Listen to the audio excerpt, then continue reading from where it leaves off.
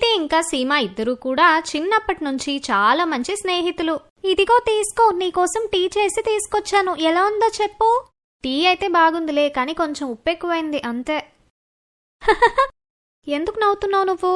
అరే పిచ్చిదానా, నీకు ఈ విషయం కూడా తెలీదా? టీలో వేసేది పంచదార, ఉప్పు కాదు అని. నీకు కూడా తెలుసు కదా ఈ విషయం. నాకు అసలు టీ నచ్చదు, పాలంటేనే ఇష్టమని. అయినా నేను వంటగదిలోకి ఎప్పుడైనా వెళ్తే కదా ఈ ఉప్పు పంపు సంగతి నాకు తెలియవమ్మా. అలా వాళ్ళిద్దరూ కూడా అక్కడ కూర్చొని చక్కగా మాట్లాడుకుంటూ ఉంటారు. ఇంతలో అక్కడికి సీమ వాళ్ళ మమ్మీ వస్తారు. మీరిద్దరూ ఎప్పుడూ కలిసే కదా ఉంటారు. ఇలా రోజంతా ముచ్చట్లు ఆటలు అని కూర్చుంటే చీకటి పడుతుంది. ఇంకా పదండి ఇంటికి. వస్తున్నానమ్మా. సరే ప్రీతి, మనం రేపు కలుద్దాం. సరే సీమ. సీమ ఇంకా ప్రీతి ఇద్దరూ కూడా చాలా మంచి స్నేహితులు. ఒకరిని వదిలి ఒకరు అస్సలు ఉండలేరు. ఎప్పుడు చూసినా కలిసే ఉండేవాళ్లు. ఈ విధంగా సమయం గడుస్తూ ఉంటుంది. అలా ఇద్దరూ కూడా పెరిగి పెద్దవాళ్లవుతారు. ఇప్పుడు వాళ్ల చదువులు కూడా పూర్తయ్యాయి. ఇద్దరూ కూడా పెళ్లి వయసుకి వచ్చేస్తారు. అలా కొద్ది రోజులకే ప్రీతికి ఒక మంచి పెళ్లి సంబంధం కూడా వచ్చేస్తుంది. చూడు, నా పెళ్ళయ్యేంత వరకు నువ్వెప్పుడు నాతోనే ఉండాలి, గుర్తుంచుకో. సరే ప్రీతి, నువ్వేం దిగులు పడకు. అయినా నిన్ను ఒంటరిగా వదిలేసి నేనెక్కడికి వెళ్తాను చెప్పు. అదంతా కాదు, నాకు మాట ఇవ్వు. నీ పెళ్ళైన తర్వాత నన్ను మర్చిపోవని, నన్నెప్పుడు గుర్తుంచుకుంటాను అని. తప్పకుండా ప్రీతి, నువ్వేం దిగులు పడకంటున్నాను కదా. మనం ఎప్పుడూ కలిసే ఉంటాం. సరే ఇంకిదంతా వదిలే, మనం నీ షాపింగ్కి కూడా వెళ్ళాలి కదా. సరే పద, అసలే మనం ఈరోజు చాలా వస్తువులు కొనుక్కోవాలి. ఆ తర్వాత వాళ్ళిద్దరూ కూడా షాపింగ్ పూర్తి చేసుకుని వస్తారు. ఈ విధంగా సీమ ప్రతి పనిలో ప్రీతికి తోడుగా ఉండేది. అలానే తన సంతోషాన్ని పెంచుతూ ఉంటుంది. చూస్తుండగానే ప్రీతి పెళ్లి రోజు రానే వస్తుంది. కంగ్రాట్స్ ప్రీతి, నువ్వెప్పుడు సంతోషంగా ఉండాలి. థ్యాంక్ యూ సీమ, నువ్వెప్పుడు కూడా నాకు తోడుగా ఉన్నావు. మనం ఎప్పటికీ కలిసే ఉండాలి. అలా సీమతో మాట్లాడుతూ ప్రీతి కొంచెం కంటతడి పెట్టుకుంటుంది. నువ్వు లేకుండా నేను ఎలా ఉండగలను సీమ? ఇప్పుడు మొత్తం అంతా మారిపోతుంది కదా. అయ్యో పిచ్చిదానా, ఇప్పుడెందుకని ఏడుస్తున్నావు నువ్వు? నేనేమైనా నిన్ను వదిలేస్తున్నానా ఏంటి? పక్కా కదా. సరే, నువ్వు ఏడవటం ఆపుతావా లేదా? ఇలానే ఏడుస్తూ ఉన్నావంటే నీ మేకప్ అంతా పాడైపోతుంది. నువ్వేం టెన్షన్ పడకలే, ఇది వాటర్ ప్రూఫే. ఈ విధంగా ప్రీతి పెళ్లి అయిపోతుంది. అలానే పెళ్లి తర్వాత కూడా ఎప్పుడూ ప్రీతి సీమతో ఫోన్లో మాట్లాడుతూ ఉండేది. అలానే తన ఇంటికి కూడా వచ్చి కలుస్తుండేది. నిజంగానే వాళ్ల స్నేహాన్ని విడగొట్టడం ఎవ్వరి తరం కాదేమో అనిపిస్తుంది. కానీ ఇప్పుడు చూడాలి, ఇంక ముందు కూడా వాళ్ళిద్దరి స్నేహం ఇలానే ఉంటుందా లేదా అని. అలా సమయం గడుస్తూ ఉంటుంది. సమయంతో పాటు సీమ వాళ్ల అమ్మా నాన్నలకు సీమ పెళ్లి గురించి కంగారు మొదలవుతూ ఉంటుంది. ఇప్పుడు మనం ఏం చేద్దాం? చివరికి మన అమ్మాయి ఎప్పటి వరకు ఇలా మన ఇంట్లోనే ఉంటుంది చెప్పండి? తన కోసం ఓ మంచి సంబంధం కూడా దొరకడం లేదు. మనం ఎంత పేదవాళ్ళమో తెలుసుగా. మనకు మంచి సంబంధం వస్తుందా? రావాలని ఎలా అనుకుంటావు నువ్వు? మీరు ఏమైనా అనుకోండి, ఏది ఏమైనా సీమ మన కన్నబిడ్డ. తన కోసం మనం ఏం ఆలోచించినా గొప్పగానే కదా ఆలోచిస్తాం. ప్రతి తల్లి తన బిడ్డలు పై స్థాయిలో ఉండాలనే కోరుకుంటుంది. అరే అలా కాదు, నేను కోరుకున్నది కూడా అదే. మన కూతురు సంతోషంగా ఉండాలని. కానీ ఎవరి తలరాత అలా ఉంటే అలా జరుగుతుంది. నిజానికి సీమ తల్లిదండ్రులు సీమ కోసమని ఒక మంచి సంబంధాన్ని వెతుకుతున్నారు. కానీ ఇవ్వటానికని వాళ్ల దగ్గర కట్నం డబ్బులేమీ లేవు. ఇంతలో సీమకి ఒక సంబంధం వస్తుంది. అది కూడా ఒక పేదింటి సంబంధం. కానీ సీమ వాళ్ల తల్లిదండ్రులు ఆ సంబంధానికి ఒప్పేసుకుంటారు. ఎందుకంటే సీమ వాళ్ల తల్లిదండ్రులు చాలా పేదవాళ్లవ్వటంతో. అందుకనే సీమ పెళ్లి ఆ పేదవాళ్లతోనే నిశ్చయమవుతుంది. ఆ పెళ్లికి ప్రీతి కూడా వస్తుంది. అరే వా, నా ముద్దుల పెళ్లి కూతురా, ఎంత అందంగా ఉన్నావో తెలుసా నీకు? అబ్బా, ఈరోజు ఎవ్వరి దిష్టి తగలకూడదు నీకు. అప్పుడు ప్రీతి సీమకు దిష్టి చుక్క పెడుతుంది. నాకు ఎవరి దిష్టి తగులుతుంది చెప్పు? నువ్వు కామ్గా ఉండు. సరే, కానీ నా నంబర్ని మర్చిపోకుండా తీసుకుని వెళ్ళు. అలానే రోజు నాకు కాల్ చేస్తూ ఉండాలి, ఓకేనా? ఈ విధంగా సీమకి కూడా పెళ్లైపోతుంది. అలానే పెళ్లి తర్వాత తను కూడా తన అత్తగారింటికి వెళ్లిపోతుంది. కానీ అక్కడికి వెళ్లిన తర్వాత సీమ ఇంకా ప్రీతికి ఏ మాటలు ఉండవు. అలా ఒకసారి ప్రీతి తన పుట్టింటికి వచ్చినప్పుడు తను సీమ వాళ్ల అమ్మని కలుస్తుంది. నమస్తే ఆంటీ. అరే ప్రీతి తల్లి, ఎలా ఉన్నావమ్మా? అంతా బాగానే ఉందా? అంటే నేనైతే చాలా బాగున్నాను. కానీ సీమకి ఏమైంది? అకస్మాత్తుగా తన ఎక్కడికి మాయమైపోయింది? అత్తగారింటికి వెళ్లిన తర్వాత తను నన్ను పూర్తిగా మర్చిపోయింది. ఇక్కడికి వెళ్ళాక కనీసం ఒక్కసారి కూడా నాకు ఫోన్ కూడా చేయలేదు తెలుసా ఆంటీ? అవునా, అలా చేసిందా? తను బాగానే ఉంది. సరే ఆంటీ, మీరు తన ఫోన్ నంబర్ నాకు ఇస్తారా? సరే తల్లి. ఆ తర్వాత ప్రీతి సీమ ఫోన్ నంబర్ తీసుకుంటుంది. అలానే వెంటనే తనకు కాల్ చేస్తుంది. హలో, ఎవరు? అరే వా మోసగత్తే, అప్పుడే నన్ను మర్చిపోయావు కూడా అన్నమాట. ప్రీతి, నువ్వేనా? లేదు, నా ఆత్మ మాట్లాడుతుంది. నన్ను క్షమించు ప్రీతి, నా దగ్గర నీ నంబర్ సేవ్ అవ్వలేదు. అరే, నువ్వు నీ పెళ్ళవ్వగానే నన్ను పూర్తిగా మర్చిపోయావు కదా. నేను నీకు ముందే చెప్పాను కదా నా నంబర్ తీసుకుని వెళ్ళు, అలానే మర్చిపోకుండా నాకు ప్రతిరోజు కాల్ చేయమని. కానీ నువ్వు నాకు ఇచ్చిన మాటను తప్పేశావు. ముందు నాతో ఎన్ని మాటలు చెప్పావు, నేను నిన్ను మర్చిపోను, అలానే ఎప్పుడూ నీతో కలిసే ఉంటానని. ఇప్పుడేమైంది అకస్మాత్తుగా? కనీసం నేను నీకొక్కసారి కూడా గుర్తు రాలేదా? నిజంగా నువ్వు చాలా పెద్ద చీటర్వి సీమా. పెళ్ళవగానే నన్ను మర్చిపోయావు, నన్ను వెంటనే పరాయిదాన్ని చేసేశావు నువ్వు. లేదు ప్రీతి, అలా ఏమీ కాదు. అసలు నిన్నెలా చెప్పు నేను మర్చిపోతాను? అలా అయితే నువ్వు అక్కడికి వెళ్ళిన తర్వాత ఎందుకని నన్ను ఒక్కసారి కూడా కలవలేదు? కనీసం ఫోన్ కూడా చేయలేదు నువ్వు. కొంచెం బిజీ అయ్యాను అంతే ప్రీతి. ఎంత బిజీగా ఉంటే మాత్రం నాకొక్క ఫోన్ చేయడానికి కూడా ఖాళీ లేదా నీకు? సరే అమ్మా, నన్ను క్షమించి అంటున్నాను కదా. కేవలం ఒక్క షరతు మీద. ఏంటది చెప్పు. నువ్వేం చేస్తావో తెలీదు, మనం వెంటనే ఇప్పుడే కలవాలి. సరే తల్లి, సరే. ఈ విధంగా మళ్ళీ ఆ ఇద్దరి మధ్య మాటలు మొదలయ్యాయి. కానీ ఎప్పుడు కూడా ప్రీతి సీమాని కలవాలని చెప్పినా సరే ఏదో ఒక మాట చెప్పి తప్పించుకుంటూ ఉండేది. ప్రీతి కూడా చాలా కంగారు పడేది సీమ ఎందుకు ఇలా చేస్తుందా అని. అలా ప్రీతి సీమ వాళ్ళ అత్తగారింటికి కూడా చాలాసార్లు వస్తానని చెప్తూ ఉండేది. సరే కాని చెప్పు, రేపు నువ్వు నన్ను నిజంగానే కలవటానికి వస్తావు కదా? నిజానికైతే రేపు కూడా నేను రాలేను ప్రీతి. అదే ఎందుకని? ఇప్పుడు మా అత్తగారి ఒంట్లో అస్సలు బాలేదు. నేనే దగ్గరుండి దాన్ని చూసుకోవాలి కదా. నాకెందుకు అనిపిస్తుంది నువ్వు నన్ను కావాలనే కలవకుండా ఉంటున్నావని. అందుకే ఎప్పుడు అడిగినా ఏదో కారణం చెప్పైతే తప్పించుకుంటున్నావు. ఎప్పుడు చూడు ఎవరికో బాలేదు, లేదంటే ఏదో పని పడింది అంటావు. లేదు ప్రీతి, నిజంగా నేను నిన్ను కలవాలని అనుకుంటున్నాను. వదిలేలే సీమ, నాకు నీ ఉద్దేశం చాలా బాగా అర్థమైందిలే. అలా చెప్పి ప్రీతి కోపంగా ఫోన్ ని కట్ చేసేస్తుంది. ప్రీతి సీమ విషయంలో చాలా బాధగా ఉంటుంది. అలా సీమ ఎన్నిసార్లు ఫోన్ చేసినప్పటికీ కూడా ప్రీతి తన ఫోన్ ని కనీసం లిఫ్ట్ కూడా చేయదు. సీమ మళ్ళీ ఇంకొకసారి ప్రీతికి ఫోన్ చేసేసరికి తన భర్త అక్కడికి వస్తాడు. తను ఈ రోజు కూడా నా ఫోన్ ఎత్తలేదండి. తనకు చాలా బాధగా ఉన్నట్లుంది. నువ్వు తనకు కావాలనే ఎంత ఎక్కువగా ఇగ్నోర్ చేస్తున్నావు మరి. కానీ మీకు తెలుసు కదండి మన పరిస్థితి ఎలా ఉందో ఏంటో అని. కానీ తను నీ బెస్ట్ ఫ్రెండ్ కదా, అది కాక చాలా క్లోజ్ గా ఉంటారు మీరు. తను మన కష్టాన్ని అర్థం చేసుకుంటాది. ప్రీతి చాలా మంచి అమ్మాయి. తను కేవలం నిన్ను ఒకసారి కలవాలని కోరుకుంటుంది. తన స్నేహాన్ని నిలబెట్టుకోవాలి అనుకుంటుంది. నువ్వు నీ పరిస్థితి కారణంగా ఒక మంచి స్నేహితురాలు నీకు నువ్వుగానే దూరం చేసుకోవాలి అనుకుంటున్నావు. ఒకసారి తను ఇక్కడికి వస్తే ఏమవుతుంది చెప్పు. లేదండి, అసలు తను ఇక్కడికి ఎలా పిలుస్తాం చెప్పండి. తను ఇక్కడికి వచ్చిన తర్వాత తనకి మంచి మర్యాదలు చేయడానికి కూడా ఏమీ లేవు మన దగ్గర. కనీసం కూర్చోవడానికి కుర్చీలు కూడా లేవు. అదీ కాక ఎక్కడ పడుకుంటుంది తను? ఇలాంటి పరిస్థితుల్లోకి నేను తన్ని ఎలా పిలవగలను చెప్పండి. నేను తన అత్తగారింటికి వెళ్లిన ప్రతిసారి తను నన్ను ఎంత బాగా చూసుకునేదో తెలుసా మీకు? అలాంటిది మన దగ్గర ఒక పూట భోజనం కూడా సరిగ్గా పెట్టలేం కదా. ఇలా సీమ ఈ మాటలన్నీ కూడా తన భర్తతో చెప్తూ ఉంటుంది. ఇంతలో ఈ మాటలన్నీ ఫోన్ ఎత్తిన ప్రీతి పూర్తిగా వింటుంది. సీమాకి మాత్రం ఈ విషయం తెలీదు. ప్రీతి ఫోన్ లిఫ్ట్ చేసి అంతా వింటుందని. అలా విషయమంతా విన్న తర్వాత ప్రీతి కాల్ కట్ చేసి మళ్లీ సీమాకి తిరిగి కాల్ చేస్తుంది. అది చూసిన సీమ సంతోషంగా వెంటనే ఫోన్ ని లిఫ్ట్ చేస్తుంది. హలో ప్రీతి, నువ్వెందుకని ఫోన్ లిఫ్ట్ చేయట్లేదు? నన్ను క్షమించు ప్రీతి. ఆగు, నువ్వింకేమీ చెప్పాల్సిన అవసరం లేదు. నేను మీ మాటలన్నీ కూడా విన్నాను. నువ్వెందుకని నన్ను మీ ఇంటికి పిలవట్లేదో నాకు ఇప్పుడు అర్థమైంది. నేను నీకోసం ఎప్పుడైనా అంత చెడుగా ఆలోచించానా? అసలు నీ పరిస్థితులను అర్థం చేసుకోకుండా నేను ఎప్పుడైనా ఉన్నానా సీమా? కానీ నువ్వు నా గురించి ఇలానే ఆలోచించావంటే అసలు మన ఇన్ని సంవత్సరాల ఫ్రెండ్షిప్ కి ఏ అర్థం లేనట్టే. అలా చెప్పి ప్రీతి మళ్లీ బాధపడుతూ సీమా కాల్ ని కట్ చేస్తుంది. సీమ ఇంకా తన భర్త ఆర్థిక పరిస్థితి అస్సలు బాగోదు. సీమ తన భర్త ఇంకా తన అత్తగారితో కలిసి ఒక చిన్న గుడిసెలో ఉంటుంది. అక్కడ వాళ్లు కట్టెల పొయ్యి మీదే వంట చేసుకుంటారు. ఈ కారణాలన్నింటి వల్లనే సీమ ప్రీతిని ఎప్పుడూ కూడా తన ఇంటికి రానివ్వలేదు. కానీ ఈ రోజు ప్రీతి ఇంకా తన భర్త కలిసి ఈ విధంగా అర్థమయ్యేలా చెప్పేసరికి సీమాకి ఆ రోజు తను చేసిన తప్పేంటో తెలిసొస్తుంది. అలా అప్పట్నుంచి కూడా ప్రీతి తన ఫోన్ని ఎత్తేది కాదు. కొత్త సంవత్సరం వచ్చిన తర్వాత సీమ ప్రీతి ఇంటికి వెళ్తుంది. చూడు ప్రీతి, నన్ను క్షమించు. నేనలా చేయడం చాలా తప్పు. కానీ నిజం చెప్తున్నాను, నిన్ను బాధ పెట్టాలని నేను అస్సలు అనుకోలేదు. అందుకే నేను ఈ రోజు నీకు న్యూ ఇయర్ పార్టీ ఇద్దామని వచ్చాను. ఇంకెప్పుడైనా నన్ను ఇగ్నోర్ చేశావనుకో, అస్సలు చేయను. ఈ విధంగా ఇద్దరు స్నేహితులకు రాజీ కుదురుతుంది. ఆ తరువాత ప్రీతి కొత్త సంవత్సరంలో సీమ ఇంటికి వెళ్తుంది. అలా సీమ చాలా బాగా మర్యాదలు చేస్తుంది. తన కోసం రుచికరమైన మంచి మంచి వంటలు కూడా చేస్తుంది. నిజానికి సీమ ఇంట్లో పరిస్థితి అస్సలు బాగోకపోయినా సీమ భర్త ఇంకా తన అత్తగారు కలిసి ప్రీతికి అతిథి మర్యాదల్లో ఏ లోటు రానివ్వకుండా చూసుకుంటారు.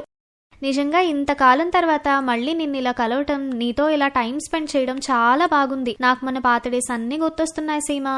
ఆ తర్వాత అందరూ కూడా కొత్త సంవత్సరం వేడుక భోజనం చేస్తారు. సాయంత్రం ప్రీతి భర్త అందర్నీ కొత్త సంవత్సరం అని సరదాగా బయటికి తీసుకుని వెళ్తాడు. అక్కడికి వెళ్లి వాళ్ళందరూ చాలా ఎంజాయ్ చేస్తారు. అలానే కొత్త సంవత్సరాన్ని చాలా సంతోషంగా ఆహ్వానిస్తారు. మరుసటి రోజున ప్రీతి భర్త సీమా భర్త కోసం ఒక పెద్ద కంపెనీలో మాట్లాడతాడు. రజిత్కి కూడా ఒక మంచి ఉద్యోగం లభిస్తుంది. అంతటితో ఆ తర్వాత సీమా కుటుంబం పరిస్థితి కూడా ఆర్థికంగా నెమ్మదిగా మెరుగుపడుతుంది. ఈ సంతోషంతో పాటు ఆ ఇద్దరు స్నేహితులకు ఇంకొక సంతోషం కూడా తోడవుతుంది. వాళ్ళిద్దరూ కూడా అమ్మ అవ్వబోతున్నారు అని. అది తెలిసి ఆ ఇద్దరు స్నేహితుల ఆనందానికి హద్దులే ఉండవు. అలా అప్పట్నుంచి కూడా ఆ రెండు కుటుంబాలు చాలా సంతోషంగా కలిసిమెలిసి ఉంటారు. రాణి మొదటి నుంచి కూడా బోడిగుండున్న అమ్మాయి. అందుకే తనకి పెళ్లి జరగటం లేదు. ఆ కారణంగా రాణి ఇంకా వాళ్ళ ఇంటి వాళ్ళంతా కలిసి అబ్బాయి దగ్గర ఈ మాటని దాచిపెడతారు. రాణికి బోడిగుండుందన్న విషయాన్ని దాచిపెట్టి అమర్ అనే ఒక అబ్బాయితో పెళ్లి జరిపిస్తారు. పెళ్లైన కొన్నేళ్ల వరకు అంతా బాగానే ఉంటుంది. కానీ ఎప్పుడైతే రాణికి ఇద్దరు కవల పిల్లలు పుడతారో అప్పుడు అమర్కి రాణి బోడిగుండమ్మాయని తెలుస్తుంది. అంతటితో అమర్కి గుండె పగిలినంత పనవుతుంది. అలా ఒక రోజున అమర్ మాటల్లో రాణితో ఇలా అంటాడు. రాణి, నువ్వు మొదటి నుండి బోడిగుండు దానివే. మనకు పెళ్ళైన 3 సంవత్సరాల్లో ఎప్పుడూ నాకు ఈ విషయం చెప్పనే లేదు. ఈ రోజు మనకి ఇద్దరు కవల పిల్లలు ఉన్నారు. అదీ కాక మన పెద్ద కూతురు పరి పుట్టి 2 సంవత్సరాలు అవుతుంది. అలాంటిది ఇన్ని సంవత్సరాల్లో నువ్వు ఇంత పెద్ద నిజాన్ని ఎందుకు నా దగ్గర దాచావు? ఎందుకు చెప్పలేదు నీకు ఈ బోడిగుండు ఉందని? అమర్, నేను నీకు మొత్తం నిజం చెప్దామని అనుకున్నాను. కానీ మా ఇంటి వాళ్ళు నా దగ్గర మాట తీసుకున్నారు. నేను మీకు ఈ నిజం ఎప్పటికీ చెప్పకూడదని. ఎందుకంటే చెప్పు. ఎంత భయం? కనీసం ఎప్పటికైనా చెప్పు, ఎందుకు నా దగ్గర దాచావో? ఎందుకంటే నా ఇంటి వాళ్ళు భయపడ్డారు. మీకంటే ముందు నాకు వచ్చిన సంబంధాల వాళ్ళు అంతా కూడా నేను బట్టతల అమ్మాయిని అని తెలియగానే వాళ్ళంతా కూడా నన్ను పెళ్లి చేసుకోవడానికి ఒప్పుకోకుండా వెళ్ళిపోయారు. అలానే మీరు కూడా వెళ్ళిపోతారేమోనని నేను మా అమ్మకి మాట ఇచ్చాను. అందుకే పెళ్ళైన తర్వాత కూడా నీకు ఈ విషయాన్ని చెప్పలేదు. అలానే పూర్తిగా ప్రయత్నించాను ఈ విషయం బయటపడకుండా ఉండడానికి. అందుకే ఎప్పుడూ విగ్గు పెట్టుకొని తిరిగేదాన్ని. రాణి, నువ్వు నా దగ్గర ఈ నిజాన్ని దాచి తప్పు చేశావు. నువ్వు ముందే నాకు ఈ విషయం చెప్పాల్సింది. ఎలా చెప్పను? నేను చాలా భయపడ్డాను. ఎందుకంటే మీరు చాలాసార్లు బోడిగుండు వాళ్ళని ఏడిపించడం, వాళ్ళ తలపైన మొట్టికాయలు వేయడం చూశాను. అందుకే నాకు భయం ఉండేది మీరు నాతో కూడా అలానే ప్రవర్తిస్తారేమోనని. రాణి, అదంతా నీ తప్పుడు ఊహ అంతే. ఒకవేళ నువ్వు బోడిగుండు దానివి అనే విషయం నాకు ముందే తెలుసుంటే నేను ఎవరి గుండు మీద తబలా కొట్టేవాడినే కాదు. ఇంకా నీ గుండు మీద అయితే అసలు చెయ్యి వేసేవాడినే కాదు. కానీ నేను నీతో ఇప్పుడు కలిసి జీవించలేను. ఎందుకంటే నువ్వు నాకు అబద్ధం చెప్పావు, నన్ను మోసం చేశావు. అందుకే నువ్వు నీ 3 పొడవాటి జుట్టు ఉన్న కూతురు తీసుకొని నన్ను వదిలేసి వెళ్ళిపో. అప్పుడు నేను వేరే ఎవరైనా మంచి అమ్మాయిని చూసి పెళ్లి చేసుకోవచ్చు. ఇప్పుడు నీ కూతుర్లకు జుట్టు ఉంది, కానీ రేపనే రోజు నీలాగే బోడిగుండు అయిపోతారేమో. ఒక పక్క గుండు భార్యకి భర్త, ఇంకా నాన్న అంటుంటే నేను చూస్తూ ఉండలేను. అలా అమర్కి ఎప్పుడైతే రాణి బోడిగుండు విషయం తెలుస్తుందో వెంటనే తన్ని వదిలేస్తాడు. అంతటితో రాణి తన 3 కూతుళ్లతో ఎవ్వరూ లేని అనాథగా ఒంటరిగా మిగిలిపోతుంది. అందుకనే తను వాళ్ళ అమ్మ ఇంటికి వెళ్తే అక్కడ అప్పటికే తన తండ్రి చనిపోయి తల్లి ఒక్కర్తే అనారోగ్యంతో ఉండటం చూస్తుంది. తీరా రాణి అక్కడికి వచ్చింది తన భర్తకు నిజం తెలిసి తనని వదిలేసినందుకని తెలియగానే రాణి అమ్మగారు కూడా షాక్కి గురయ్యి వెంటనే చనిపోతారు. అప్పటి నుంచి రాణి తన అమ్మగారింట్లోనే తన 3 కూతుళ్లతో కలిసి జీవించడం మొదలు పెడుతుంది. తల్లి పరి, నేను ఫ్యాక్టరీకి వెళ్తున్నాను. వంట మొత్తం చేసేశాను. నువ్వు ఇంకా నిషా, నేహ కూడా తిని జాగ్రత్తగా ఉండండి. కానీ అమ్మా, ఫ్యాక్టరీకి వెళ్లే ముందు నా జుట్టుని చెడవేస్తావా? పిల్లలందరూ కూడా నా జుట్టుని లాగి పీకేస్తున్నారు. అదీ కాక నేహ ఇంకా నిషా జుట్టు కూడా జడలు వేయడం రావటం లేదు. చాలాసార్లు మన గల్లీలోని ఆంటీలే మమ్మల్ని తిడుతూ ఉన్నారు, ఇలా జుట్టు ముడివేసుకోకుండా ఉంటే దిష్టి తగులుతుంది అని. ఒకవేళ మా జుట్టుకి కూడా దిష్టి తగిలితే మాకు కూడా నీలాగా బోడిగుండు అయిపోతుందా అమ్మా? లేదు తల్లి, అలా ఇంకెప్పుడు కూడా అనకూడదు. జుట్టు అనేది అమ్మాయిలకున్న అందం. ఒకవేళ మీ తల మీద జుట్టు లేదు అంటే ఎవ్వరూ మిమ్మల్ని ప్రేమించరు. అదీ కాక మీ 3కి ఎప్పటికీ బోడిగుండు అవ్వదు. నేను బోడిగుండు దాన్ని అయితే ఏమయ్యింది? ఆగండి, నేనిప్పుడే మీకు జడలు వేస్తాను. అలా రాణి ఫ్యాక్టరీకి వెళ్లే ముందు తన 3 పిల్లలకు జడలు వేస్తుంది. ఆ తర్వాత ఫ్యాక్టరీకి బయలుదేరుతుంది. రాణి తల కప్పుకొని ఫ్యాక్టరీకి వెళ్తూ ఉండగా ఆ చుట్టుపక్కల ఉన్న మహిళలంతా తన్ని హేళన చేస్తూ ఉంటారు. అరే, చూస్తున్నారా ఈ మహిళను? పుట్టింట్లో ఉన్నంతకాలం ఈ బోడిగుండు మొహానికి పెళ్లి కాలేదు. తీరా ఇంత కష్టపడి తన అమ్మా నాన్న తనకి పెళ్లి చేశారో లేదో, చేసుకున్నవాడికి ఈ పిల్ల సంగతి తెలిసేసరికి తన బోడిగుండును చూసి 3 పిల్లలతో సహా బయటికి తరిమేశాడు. అరే మరి ఇంకేమంటావ్? ఒక బోడిగుండు మొహంతో ఉండడం ఎవరు సహిస్తారు? అందులోనూ తాను బోడిగుండు మాత్రమే కాదు, మోసగత్తే అబద్ధాల కోరు కూడా. నాకు కొన్నిసార్లు ఆశ్చర్యంగా అనిపిస్తుంది. తనేమో బోడిగుండు, తన ముగ్గురు కూతుర్లకు మాత్రం ఎంత పొడవు జుట్టు ఎలాగా అని. అరే చెల్లి, నువ్వు కానీ నేను కానీ తన ముగ్గురు కూతుర్ల జుట్టుని పట్టుకొని చూసామా ఏంటి? ఎవరికి తెలుసు, తన ముగ్గురు కూతుర్లకు కూడా బోడిగుండ్లేమో, వాళ్ళ తల మీద విగ్గుందేమో. ఇంకా ఆపుతారా మీరిద్దరూ? నా కూతుర్ల జుట్టు నిజమైందే. నా కూతుర్లకి ఎంత జుట్టు ఉంది అంటే అంత జుట్టు మీ ఇద్దరికీ కలిపి కూడా లేదు. నా కూతుర్లను హేళన చేసే ముందు నీ కూతుర్ని చూసుకో. అరే తన తల మీద లెక్క పెట్టేంత జుట్టు కూడా లేదు. ఒకవేళ నువ్వేదైనా టెన్షన్ ఇచ్చావే అనుకోతానికి ఇంకా ఆ జుట్టు కూడా పూడిపోయి బోడిగుండే ఇంకా. అప్పుడప్పుడు నాకు చాలా భయంగా ఉంటుంది. ఎక్కడ నీ కూతురికి పెళ్లి కుదిరితే ఆ పెళ్లి మండపం ఎక్కే సమయానికి ఉన్న జుట్టు కూడా ఊడిపోతుందేమో అని. రాణి తన కూతుళ్ల విషయంలో ఒక్క మాట కూడా తప్పుగా వినాలని అనుకోదు. అందుకే వాళ్ళకి నోరు మూసేలా జవాబు చెప్పి ఫ్యాక్టరీకి వెళ్ళిపోతుంది. ఈ విధంగా కొన్ని రోజులు గడుస్తాయి. పరీ తల్లి, ఇప్పుడు నువ్వు జడలు వేయడం నేర్చుకున్నావు కదా, కాబట్టి నువ్వే సొంతంగా జడలు వేసుకొని వెళ్ళు. అలానే మీ ముగ్గురు ఎప్పుడు ఇంటి నుంచి బయటికి వెళ్ళినా సరే ఏదైనా కప్పుకొని వెళ్ళండి. ఎందుకంటే ఈ వీధిలో అంతా కుళ్ళుబోతు మొహాలే. అమ్మా, నేను అసలు బయటికే వెళ్ళను కదా. ఒకవేళ వెళ్ళినా సరే నా జుట్టుని కప్పుకునే వెళ్తాను, ఎవ్వరూ చూడకూడదని. శబాష్ పరీ తల్లి, ఈ విధంగానే నువ్వు నీది ఇంకా నీ ఇద్దరు చెల్లెళ్ళని జాగ్రత్తగా చూసుకోవాలి. ఎవ్వరూ మీ జుట్టుని కనీసం ముట్టుకోకూడదు. ఎందుకంటే నాకు ఇక్కడ జనం మీద రవ్వంత నమ్మకం కూడా లేదు. రాణికి చాలా బాగా తెలుసు తన చుట్టుపక్కల ఉన్న వాళ్ళంతా కూడా తన కూతుళ్ల జుట్టు చూసి అసూయపడుతూ ఉంటారని. అందుకే రాణి తన కూతుళ్లను జాగ్రత్తగా ఉంచాలని అనుకుంటుంది. అలా సమయం గడిచిపోతూ ఉంటుంది. తన ముగ్గురు కూతుళ్ళు పెరిగి పెద్దవాళ్ళవుతారు. అలా ఒక రోజున, అరే పరీ తల్లి, ఈరోజు కాలేజీలో నీకు మొదటి రోజు కదా, మరేమో నువ్వు జుట్టు విరబోసుకుని వెళ్తున్నావు. నువ్విలా జుట్టు విరబోసుకుని వెళ్ళావంటే నీ ఇద్దరు చెల్లెలు కూడా జుట్టు విరబోసుకునే ఉంటారు. జనమంతా మీ జుట్టుకి దిష్టి పెట్టాలి అని చూస్తే నేను ఒప్పుకోను. ఎక్కడో అదృష్టవంతులకు మాత్రమే ఎంత పొడవు జుట్టు ఉంటుంది. అమ్మా, నాకిది ముందే తెలుసు. మన వీధిలో ఆంటీలంతా మా ముగ్గురే అక్కా చెల్లెళ్ళ జుట్టు మీదే పడుతూ ఉంటారు. ఎప్పుడూ మమ్మల్ని చూసి కుళ్ళుకుంటూ ఉంటారు. చాలాసార్లు పుష్ప ఆంటీ కూడా మా జుట్టుని కత్తిరించాలని చూసింది. అలానే ఒకసారి కమల ఆంటీ అయితే మా జుట్టుకు నిప్పంటించాలని చూసింది. కానీ చూడు, మా జుట్టుకి ఎప్పుడూ ఏమీ అవ్వలేదు కదా. అలానే నువ్వు నమ్మి తీరాలమ్మా, ఈరోజు కూడా ఏమీ అవ్వదని. ఎందుకంటే నేను పెద్దదాన్ని అయ్యాను కదా, నేను కాపాడుకోగలను. అలా పరి తన అమ్మ చెప్పే ఏ మాట కూడా వినకుండా తన జుట్టును విరబూసుకునే కాలేజ్కి వెళ్తుంది. పరికి ఉన్న అందమైన జుట్టు కారణంగా కాలేజ్లో అందరు అబ్బాయిలు తన్నే చూస్తారు. అంతటితో మొదటి చూపులోనే వివేక్కి పరి అంటే బాగా నచ్చుతుంది. కానీ వివేక్ని కాజల్ అనే ఇంకొక అమ్మాయి ఇష్టపడుతూ ఉంటుంది. అలానే తనకి ఎప్పుడైతే ఈ విషయం తెలుస్తుందో తను వెంటనే పరి మీద కోపంతో తన జుట్టుకి బబుల్ గమ్ని అంటించేస్తుంది. ఇప్పుడు చూస్తాను నేను ఎలా నువ్వు నీ జుట్టుతో వివేక్ని నీ మాయలో పడేస్తావని. అప్పుడు ఒక అమ్మాయి కాజలే ఇలా చేసిందని పరీతో చెప్తుంది. అసలు నువ్వేం చేసావు కాజల్? నీ వల్ల నా జుట్టు చూడు ఎలా పాడైపోయిందో. నువ్వు చేసింది చాలా తప్పు. ఇప్పుడు నేనేం చేయాలి? ఏంటి, నిజంగానే నీ జుట్టు సరిగ్గా అవ్వటం లేదా? సరే ఆగు, నేను సరిచేస్తాను కదా. ఎందుకంటే దీన్ని సరిచేయటానికి ఒక్కటే దారుంది.